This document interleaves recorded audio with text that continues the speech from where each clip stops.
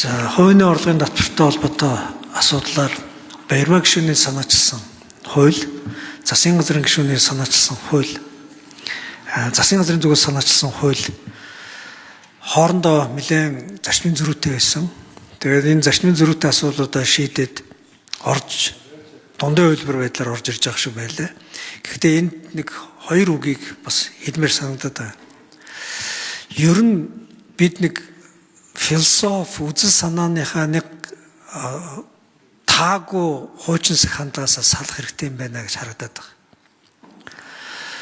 Иргэд хөдөлмөрлөөд, иргэд авьяасаа, цаг хугацаагаа, амьдралд хувийнхаа ад жаргалыг зарим хэсгийг золиослоод бизнес хийгээд орлого олж байгаа энэ үед тэр орлогын дийлэнхийг нь иргэдийн халаасанд үлдээж сурах ёстой гэдэг энэ нэг төрийн бодлого бол иргэндээ ээлтэй төрийн бодлого шүү дээ.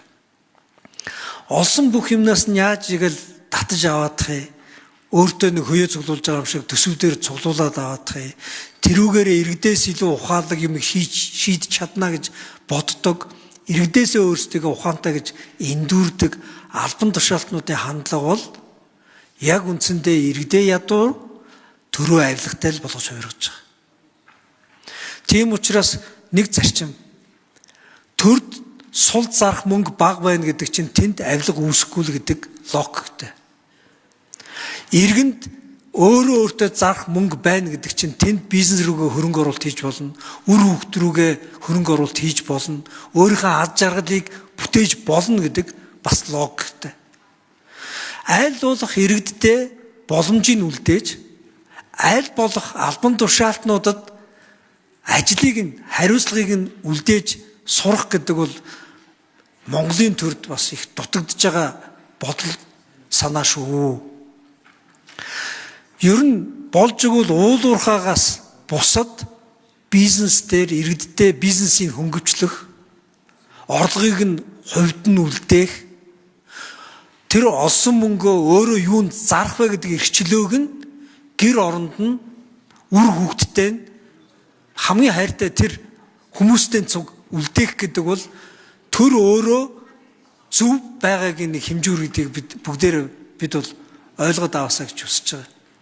Бид хувийн орлогын албан татварыг 1% гэж уулын тэр бодлого боломжийн хэмжээгээр өргөдгөө дэмжсэн бол зөв байсан. Нөөтийг бас 5% болгол уулын зөв шүү дээ. 10% болгож аваад буцаагаад тэдүүвийг чамд өгнө. Тэгээд чи дунд нь суглаа аваад өөрийнхөө мөнгөөс азтан болоод авч ивэл бас чиний хувь заяа гэх мэтлэн яг энэ бодлого чинь бол иргэнийг доромжилж байгаа шүү дээ. Тэрний оронд нөөтөө 5 болгоод буцааж өгөхөө 2%-ээр нь байлгаад тэр нөөтийн 5% төрд биш иргэнд үлдэхээр иргэн дахиад бизнес рүү хөрөнгө оруулалт нь шүү дээ. Ажлын байраа дахиад нэмнэ шүү дээ. Үр хөвгтөө арай гайгүй боловсралтай болох гэж оролдсон шүү дээ. Өөрийнхөө амьдарч байгаа орон сууцыг арай жоохон чанартай болгоод амьдралын чанараа дээшлүүлэх гэж бодно. Тийм учраас бид аль нам байгаас үл шалтгаалаад Монгол улсад уул уурхай байгаа нэг ийм байгалийн нөөц байгаа.